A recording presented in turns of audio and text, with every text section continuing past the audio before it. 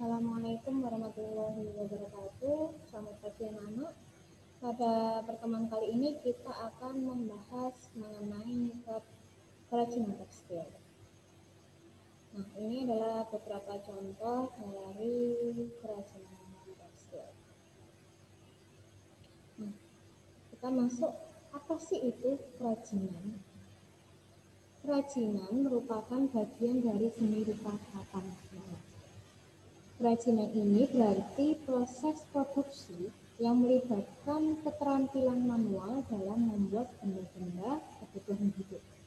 Bisa dilihat dari contoh seperti yang di atas, mirip baju, ini di bawah ada juga membuat sarung, gitu ya, buat sendiri. Kemudian kerajinan ini dirancang untuk tujuan fungsional atau tujuan kegunaan. Jadi memang sengaja dibikin agar menghasilkan sesuatu yang berguna dan memiliki nilai keindahan. Sedangkan kalau kita fokus ke apa itu kerajinan tekstil itu kerajinan yang merupakan kerajinan yang menggunakan bahan tekstil. Balik lagi, apa itu bahan tekstil? Menurut Kamus Besar Bahasa Indonesia, KBBI, tekstil adalah bahan tenun seperti cita, seperti kayak gitu. Contoh ya, kalau misalnya awal ya, kalau kita membahas mengenai tekstil, awalnya tekstil itu berasal dari serat. Biasanya serat wol ya, dari atau kapas gitu ya. Awalnya dari serat, kemudian diolah menjadi benang dan juga kain. Nah, ini nanti kalau sudah jadi benang jadi kain akan menjadi pakaian atau kerajinan. Nah, ini makanya ini disebut dengan tekstil. Nah, jadi awal dari benang kain menghasilkan suatu benda berupa pakaian atau kerajinan. Nah, teknik pembuatan kerajinan produk ini ada beberapa, ada banyak sebenarnya, cuma di sini mungkin hanya akan saya sebutkan beberapa saja. Yang pertama menenun seperti yang ada di gambar. Yang kedua menjahit, ini teknik basic ya. Yang ketiga mengikat. Mengikat ini biasanya kalau kain putih terus diikat-ikat, nanti terus dicelupkan ke warna ya. Jadi nanti kalau sudah selesai saat dibesarkan atau dibentangkan nanti akan membentuk pola-pola tertentu yang menarik. Dan yang terakhir bisa aja tekniknya merajut. Jadi teknik ini cara kita untuk menghasilkan produk. Bisa menenun, menjahit, mengikat, atau merajut. Nah, anak-anak, kita sekarang akan masuk ke apa sih fungsi dan prinsip dalam kerajinan tekstil. Kita lihat, fungsi kerajinan tekstil ada 4 anak.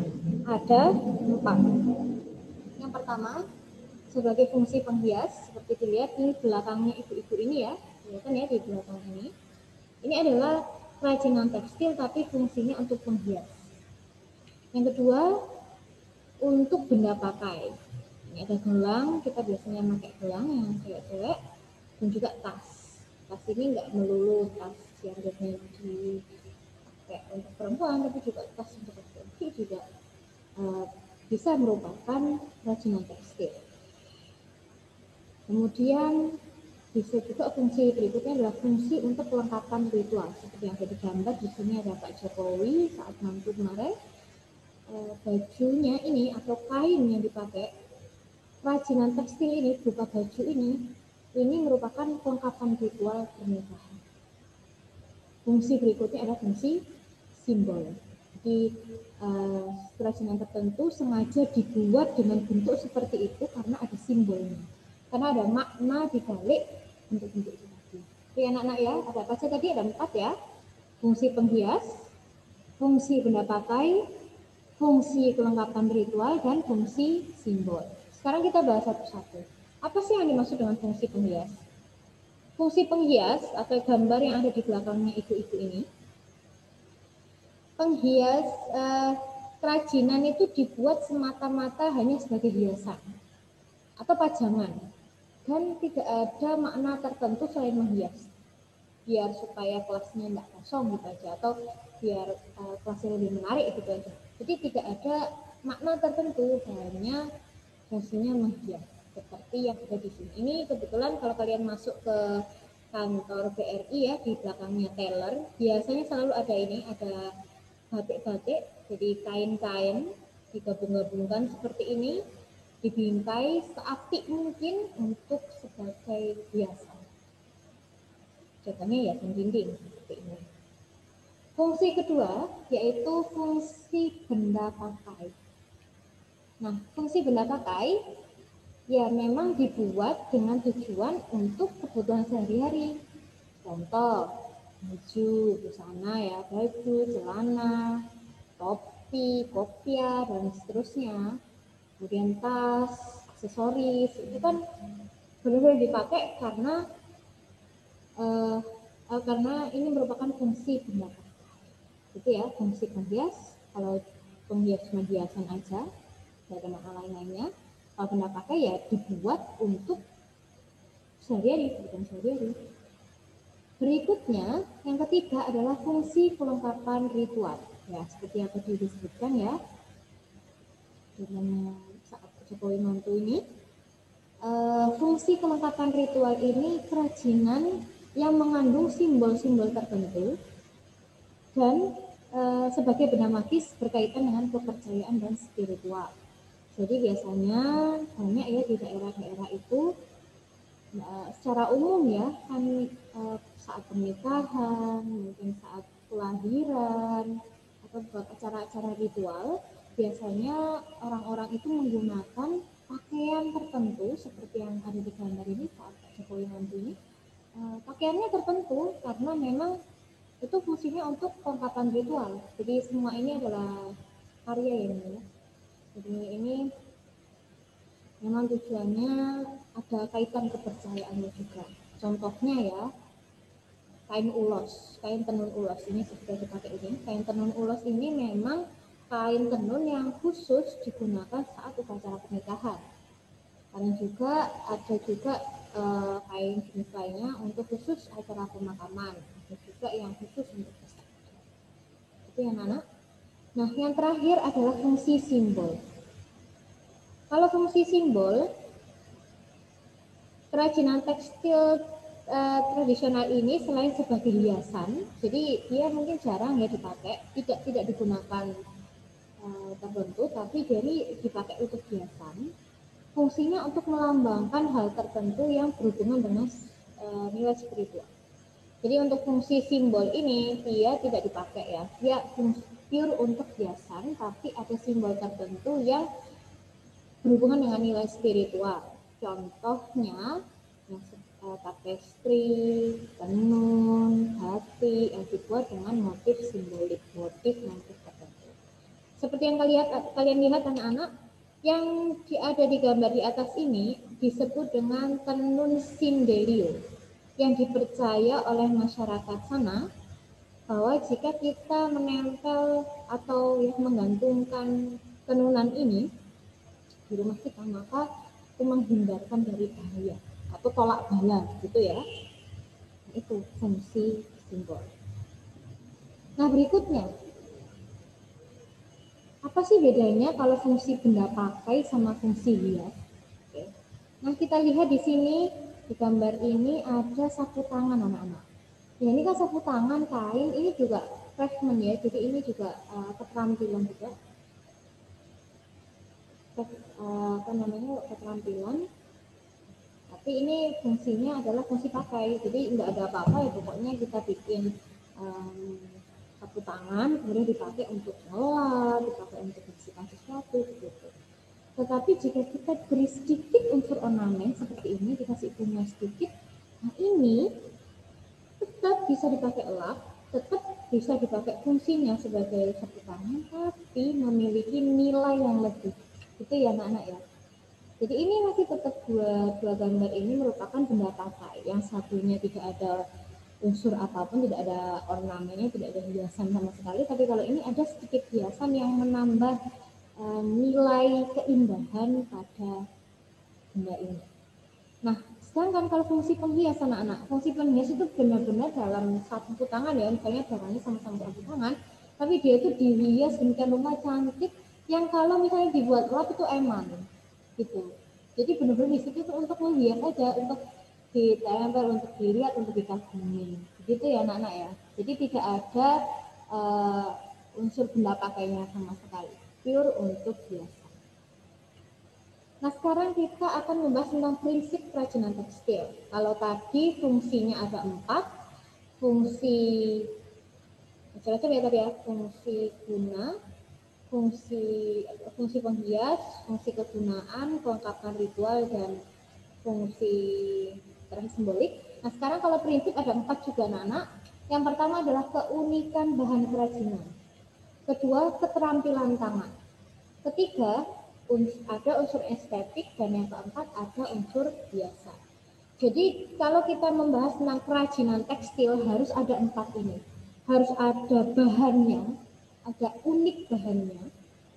Kemudian yang kedua adalah maksudnya di sini keunikan bahan kerajinan adalah setiap bahan itu nanti penggunaannya atau pengolahannya, pembuatan kerajinannya akan beda, sehingga disebut dengan unik ya, karena beda bahan, beda cara untuk mengolahnya, membuat kerajinannya. Yang kedua, keterampilan tangan. Nah, ini namanya juga kerajinan tekstil, dan ini merupakan keterampilan tangan. Kita harus membuat dengan tangan, gampangannya begitu.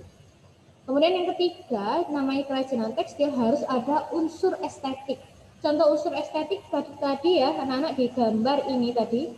Jadi dikasih sedikit keindahan gitu ya. Dan yang keempat harus ada unsur hiasan. Nah, kita akan bahas apa bedanya unsur estetik sama unsur hiasan. Kita bahas dulu keunikan bahan kerajinan. Jadi bahan untuk kerajinan ini sebenarnya secara umum ya ada 4, yaitu bahan alam, bahan yang memang sudah ada di alam. Kita nggak bikin-bikin, ya memang sudah ada di alam, kita tinggal mengolahnya. Kemudian yang kedua adalah bahan buatan, bahan yang sebenarnya di alam nggak ada, tapi kita bikin aja lah, kita munculkan ada bahan baru gitu. Kemudian selain itu juga ada bahan limbah organik. Limbah organik itu biasanya limbah-limbah makanan ya yang bisa sampai membusuk gitu. Tapi kalau bahan limbah anorganik itu limbah yang tidak bisa membusuk. Itu ya anak-anak ya. Tapi khusus untuk kerajinan tekstil, kita hanya akan membahas 2 hal, yaitu bahan alam dan bahan buatan. Contoh dari bahan alam apa aja sih? Kapas, linen, wol, sutra. Ini semua ada di alam. Nah, bahan yang buatan ada rayon, ada nilon, ada polyester, kemudian ada spandex. Ini keempat bahan yang dimunculkan, dibuat, tidak ada di alam. Yang kedua, keterampilan tangan. Ya, bahasa lainnya adalah craftsmanship. Saat kita membuat keterampilan tekstil ini ya, karya tekstil ini, kita itu harus memiliki sesuatu yang disebut dengan kesadaran material. Kita itu harus punya kesadaran bekerja melalui dan dengan peralatan yang ada pada kita. Kita harus sadar kalau kita bekerja dengan peralatan itu. Artinya kita harus peka terhadap kemampuan kita, terhadap bahan yang akan kita gunakan, bagaimana cara menggunakan alat, kemudian lingkungan kita, lingkungan sosial dan sebagainya untuk menghasilkan suatu produk. Seperti yang dilihat di gambar yang ini ya, anak-anak. Ini ada ibu-ibu 2 ini sedang merajut ya. Jadi sadar, oh berarti kalau kainnya begini berarti saya harus merajut. Oh merajutnya harus begini, alatnya harus begini gitu. Dan kita sesuaikan lah, di sini banyak orang yang tertarik dengan bentuk tas misalnya, saya tak bikin tas. Itu ya anak-anak ya, itu keterampilan tangan. Kita harus punya kesadaran material, kesadaran bekerja dengan peralatan kita. Yang ketiga, unsur estetik. Nah ini, kegiatan membuat kerajinan itu berawal dari dorongan kebutuhan manusia untuk membuat alat. Sebenarnya gitu. Jadi dulu kenapa kok ada kerajinan ya, pokoknya oh ya saya butuh baju, saya butuh apa buat lap, saya butuh keset, saya butuh apa gitu kan. Awalnya itu. Tetapi kerajinan sebagai karya fungsional aja tidak cukup sekarang ini. Cuman itu aja gitu, kotak aja, oh kain warna putih aja atau kain warna biru aja itu tidak cukup. Perlu sentuhan keindahan supaya meningkatkan kualitas dan nilai ekonomisnya. Jadi kita cuman saya cuman butuh handuk, ya handuk gitu aja warnanya putih, enggak cuman bentang gitu aja kan nggak menarik. Tapi kalau ada unsur estetik, ada sentuhan keindahan, maka itu nanti bisa meningkatkan kualitas dan nilai ekonomisnya. Nah anak-anak estetiknya itu pakai apa? Nah ini yang keempat. Oh ya ini saya contoh ya ini ya produknya. Kita kan butuh tas. Ya tas kalau misalnya bikin kotak aja bisa. Tapi kalau kita ubah bentuknya dibuat seperti ini, buat menarik, ada bentuk cangklongannya seperti ini, maka kan nilai ekonomisnya semakin bertambah. Termasuk juga yang di sebelah kanan ini ada batik. Nah, kalau batik warnanya cuma kuning aja, nggak menarik. Gitu ya.